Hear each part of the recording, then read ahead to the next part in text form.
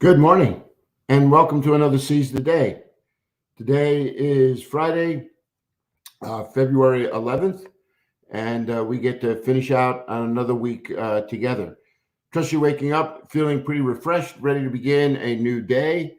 Um, Trust that um, you have some really fun things to do this weekend as it's another Super Bowl weekend, right? So things probably having a couple of couples over, gonna make some good food.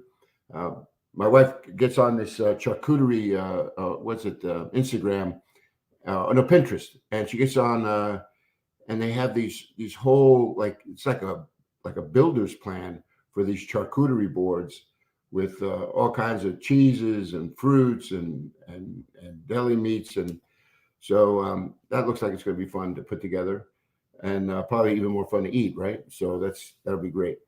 Um, yeah, it's um, man, weeks go by so quickly, don't they? They you start them, and before you know it, Monday turns into Friday. But grateful for every day that we have together, and we've been again studying the book of Matthew, Sermon on the Mount, and trusting that God is going to do something really, really great with us today as we look at a passage. You know, the passage I want to talk to you about today is one of my um, it's one of my favorites actually, in that it reveals a truth that I think is not only timeless, but a truth that should always remind us again of the core of what Jesus is always trying to communicate with us.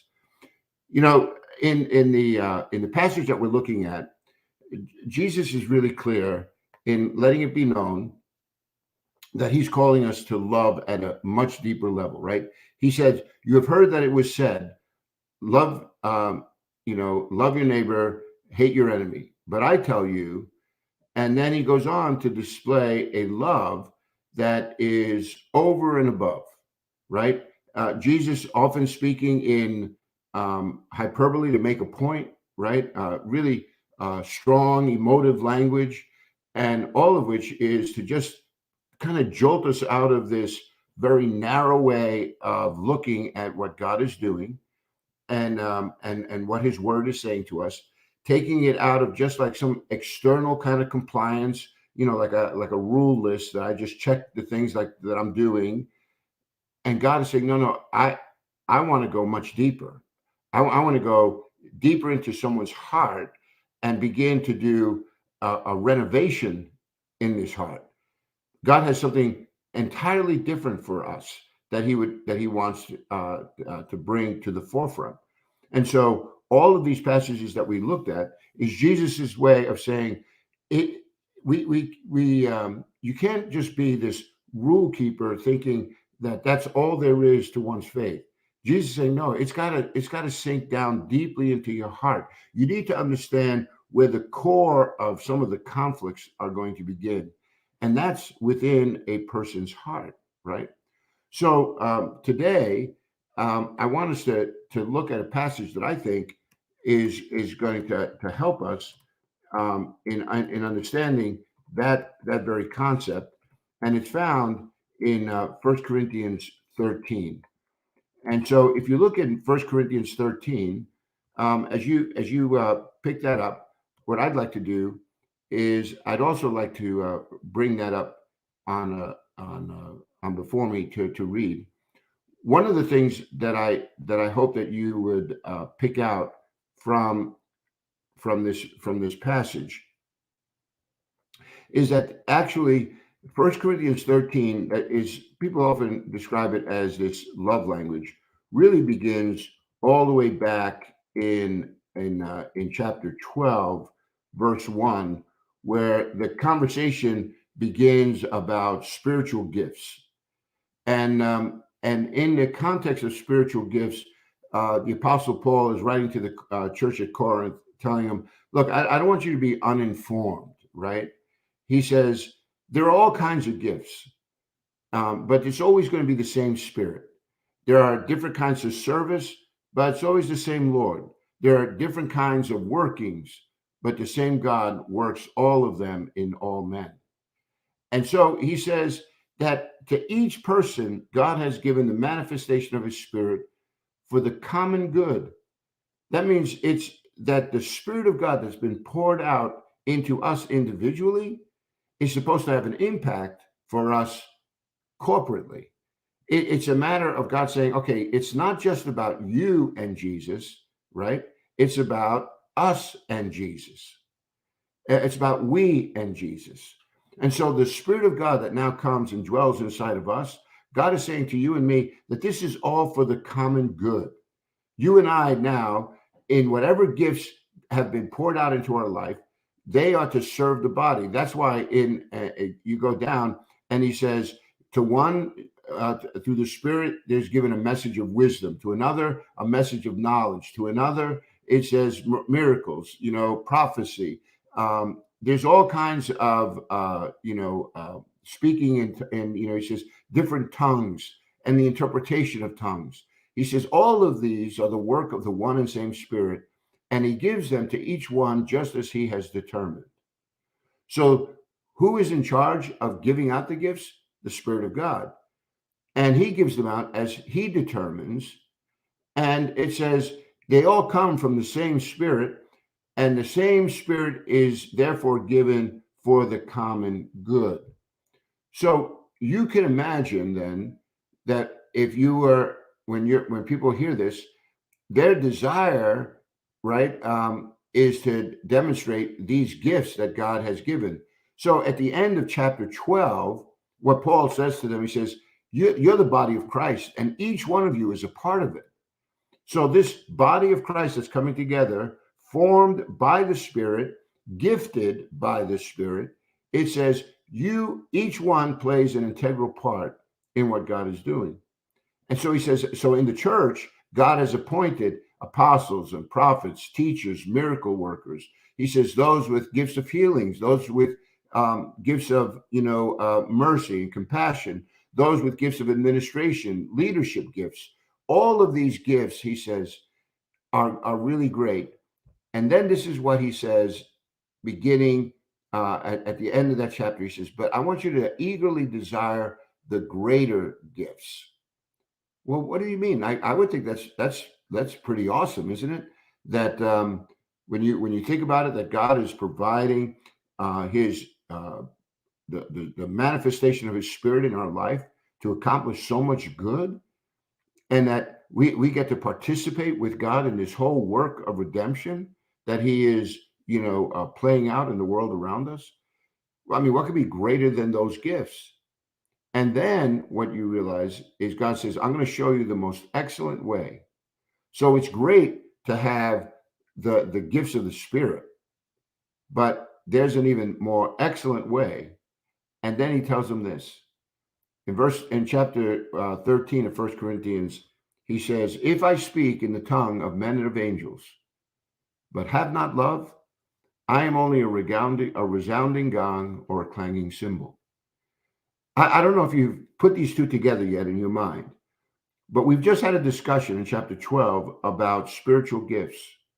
We've had these gifts of people speaking in different languages, the interpreting of these tongues, right? And notice what Paul then says in verse 13, in chapter 13, he says, you could speak with the tongues of men and angels, but have not love, you're nothing more than a resounding gong or a clanging cymbal, nothing but a lot of noise. So do you see that the gifts that were just being talked about are being spoken of here, saying, if they are not accompanied with this overpowering sense of love that God is pouring out into one's heart, he says, then all you are is a bunch of noise.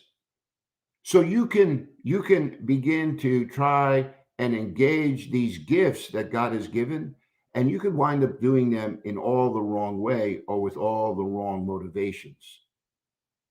You catch that?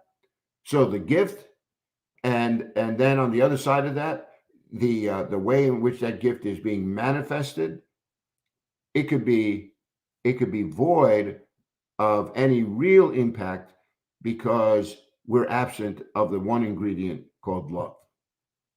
Not only that, goes on, he says, you could have the gift of prophecy. You can fathom all mysteries and all knowledge. If you could have a faith that can move mountains. But if you don't have love, he says, I am nothing. So again, you see these great outward gifts that could maybe wow people. But God says, yeah, if that's not accompanied with love, then he says, I am nothing. There's no benefit to that. It's just a sideshow. It's just a flavor of the month. Look what he says in verse 3. If I give all I possess to the poor and surrender my body to the flames, but have not love, I gain nothing. You could have all the gifts of generosity, right?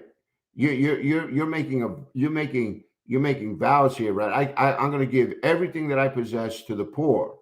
That's a noble thing, right? That's a good thing in the sense that you're seeking to help those who are in need. But he says you could do that, and if it's not accompanied with love, he says you gain nothing. In fact, the personal sacrifices of delivering your body to the flames, he says, that kind of sacrifice doesn't matter at all. There's no amount of that personal, hardships here that are going to make up for not having love. It says you gain nothing. So notice in this text, all you are a bunch of noise. He says, I am nothing. I gain nothing. If I am trying to engage this work, these spiritual gifts that God has given me, without combining them with love, it says it's really not amounting to very much. And then here's the best part. Love then takes center stage, and listen to what it says. He says, love is patient, and love is kind. It doesn't envy. It does not boast. It is not proud. It is not rude. It is not self-seeking. It's not easily angered, and it keeps no record of wrongs. Love does not delight in evil, but rejoices with the truth. It always protects. It always trusts. It always hopes. It always perseveres. Love never fails. He says, now, where there are prophecies, they're going to cease. Where there are tongues, they will be stilled. Where there's knowledge, it will pass away. For we only know in part, and we prophesy in part. But when perfection comes, the imperfect disappears. See, so faith, hope, and love, these three remain. He says the greatest of these is love. So now you get a little bit of further insight into why Jesus is making such a big deal in the Sermon on the Mount, when he's saying, your love says, love your neighbor, hate your enemy. I'm telling you, love your enemies. Pray for those who persecute you. And then he gives them, this insight into that text that you just sit back and you're thinking, wow, God is calling me to a much deeper place. And then you recognize the ministry of Jesus himself, how Jesus always went that second mile, how Jesus did not repay evil for evil, how Jesus, even in the face of hostility, always maintained his composure and always sought to do the will of his Father, entrusting all of the circumstances and everything to the Father, who would work all things out according to his good pleasure. He recognized that. And now the whole teaching of the New Testament is trying to get you and I into that same space. So this love then is so crucial to us living out our faith. It's like there's this discontinuity. Like, how am I going to claim to really know Jesus, be filled with his Spirit, and then it's not demonstrated in love? If love is not there, like he says, it's just a lot of noise. He says, I'm nothing, I gain nothing.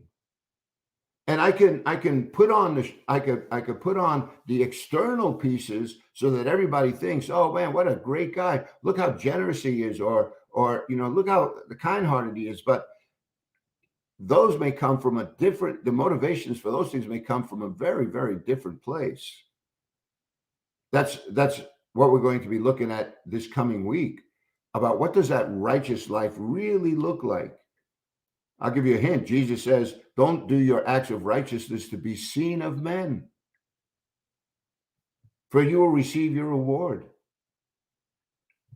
But do your acts of righteousness before your Father who sees in secret. See, it comes again back to the motivations of one's heart. And the desires of the heart should always be fueled by a love for God and for his will and for his ways. Otherwise, I'm going to transpose that love for a self-love. And notice here, love as it's defined, take a closer look at 1 Corinthians 13, verses 4 through 8. And what do you find? Look at the words: patient, kind, does not envy, is not boastful, proud, rude, self-seeking, easily angered, doesn't keep a record of wrongs. Wouldn't you expect that love would be defined in more as a noun, as a feeling? I mean, think about all of the songs that we hear on the radio, right? Think of so much of literature, movies that we go to. Love is always, a matter of like, well, like you complete me, or you're my soulmate, and love has everything to do with a sense of how I am feeling, right? The emotional state that I find myself. But here, love is defined as a verb. Love is defined as an action word. So maybe we're getting this love thing a little wrong. Maybe love is better seen in how a person is acting. So not only is love then in this context here, as we're looking at our text, seen in a verb form, you realize that you can't do this all by yourself, that it's meant to be done in community. It's demonstrated towards someone else. So I am demonstrating what? Patience and kindness. I'm not envious I'm not envious of a spouse. I'm not envious of my children and their youth, and somehow or another, I become envious of their opportunities, and I'm so dissatisfied with what my life has become. I mean, that's tragic. It says here, it doesn't boast and it's not proud. And you got to bring all the attention back on yourself, and you're boasting about all your deeds. Don't you realize that? Where does that come from? It could come from a place of overconfidence, right? A place of maybe insecurities, maybe compensating for feelings of inferiority. And so I need to be the best. I need to be boastful. People get proud, and it doesn't seem to be flowing from a heart whose desire is to please the Spirit, right?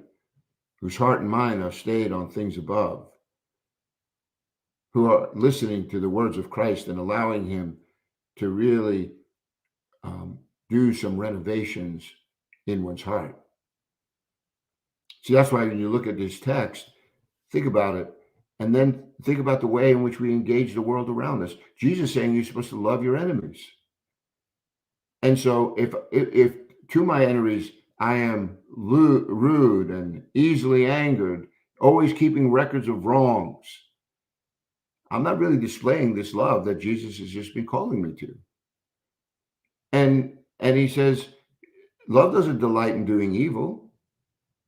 It rejoices with the truth. Why? Because the truth, Jesus says, he's going to set you free. You live out this truth, you're going to live a life of great freedom.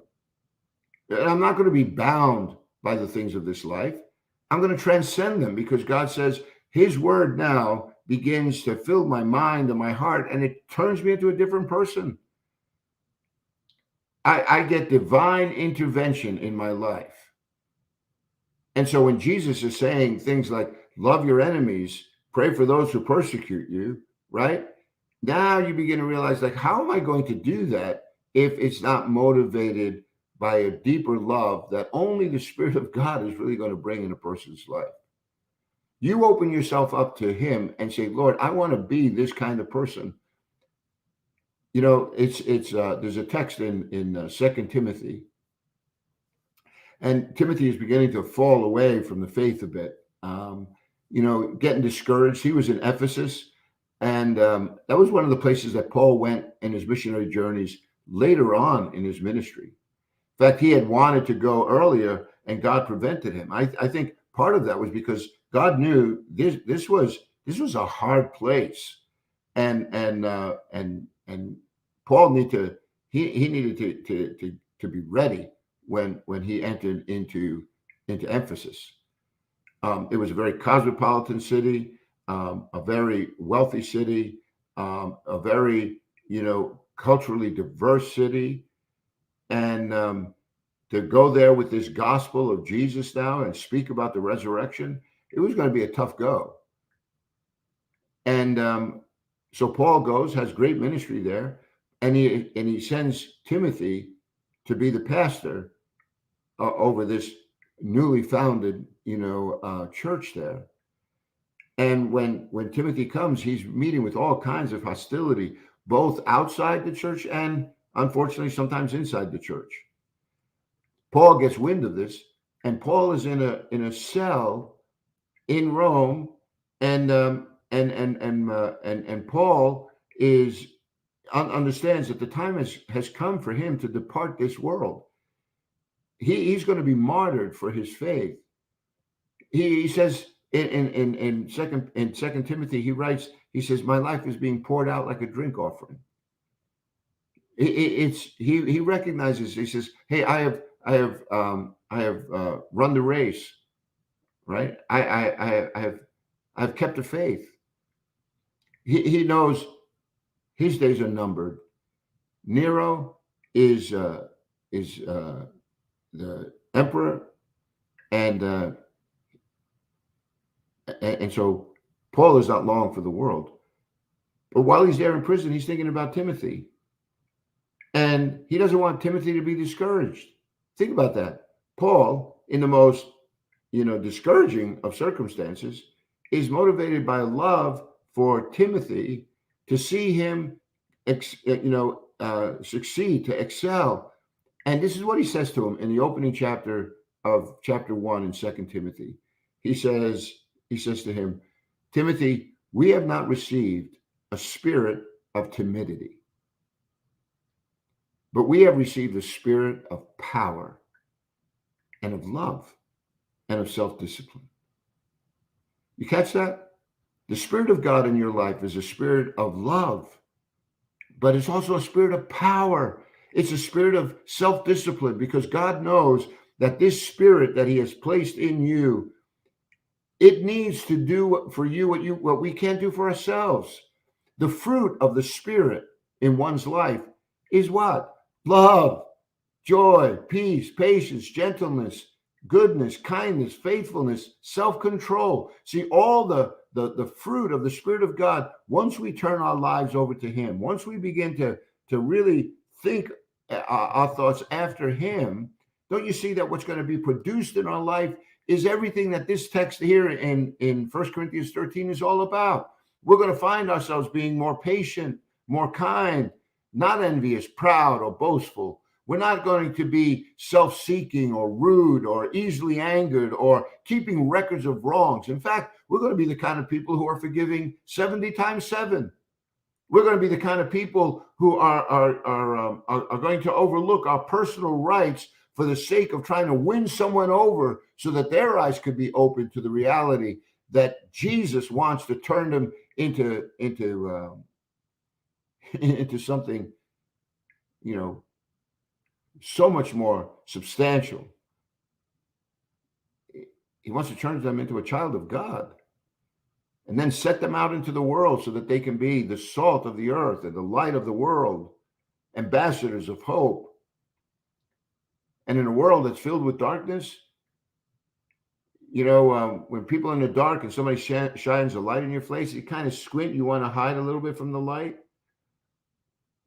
But once your eyes get accustomed to that light, would you want to go back into the darkness? No, we treasure the light. The few times that I've lived here in New Hampshire, when the power has gone out and it's dark out and nothing's working, there's no stoves, there's no refrigerator, everything is gone. Yeah, you really appreciate when that light comes back on. There's a text right now that's speaking to you and me about the depth of love. It's a verb, it's an action. It's an action word. It's used towards other people. It's really meant to just foster relationships, because it always protects, always trusts, always hopes, always perseveres. You know what the cool thing is here? This text starts off with love is patient, and it ends, love never fails. My friends, I hope today's text was one in which you found yourself really encouraged. That is a great way to begin a weekend, setting our hearts and minds on this love that Jesus has called us to. I pray that would be something that you would experience in abundant, in exceeding abundant measure, that your heart overflows with that, and that this joy becomes our strength. I hope that helps you to seize the day. Pass these along to your friends. Don't you think it's important that people hear from the scriptures themselves what God's design and purposes are? In a world that's always so focused on me and mine, to read a passage like this is liberating. It's telling you and me what God really desires from us.